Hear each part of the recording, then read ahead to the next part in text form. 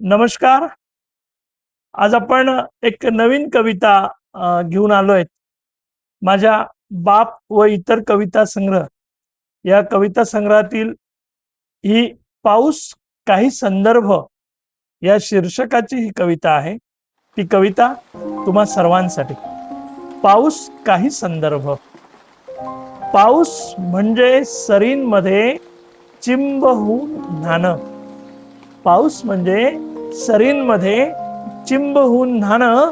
पाऊस म्हणजे तहानलेल्या जीवनाचं गाणं. पाऊस म्हणजे तहानलेल्या जीवनाचं गाणं. पाऊस म्हणजे तरुण तरुणींसाठी बेधुंद होणं. पाऊस म्हणजे दोन जीवांचं एक होऊन जाणं. पाऊस म्हणजे लहान मुलांना मजेत नाचणं. पाऊस म्हणजे आईला लेकरांवर चिडणं. पाऊस म्हणजे विद्यार्थ्यांना शाळेला दांडी मारणं. पाऊस म्हणजे विद्यार्थ्यांना शाळेला दांडी मारणं. पाऊस म्हणजे शिक्षकांसाठी गप्पा मारत बसणं.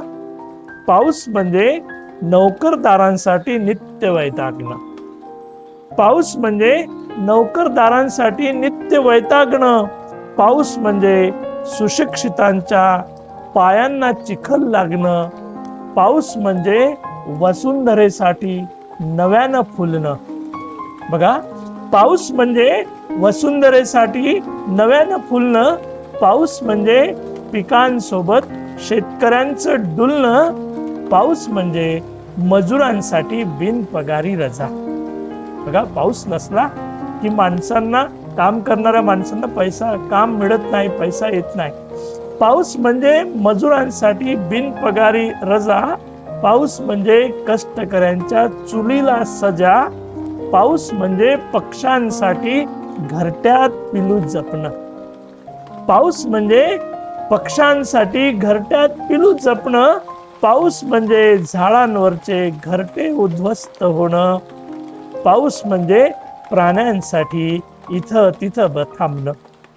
पाऊस म्हणजे प्राण्यांसाठी इथं तिथं थांबणं. पाऊस म्हणजे वासरांचे गायींसाठी हंबरणं. पाऊस म्हणजे निर्मिकाचे जीवासाठी दान. पाऊस म्हणजे निर्मिकाची जीवांसाठी दान.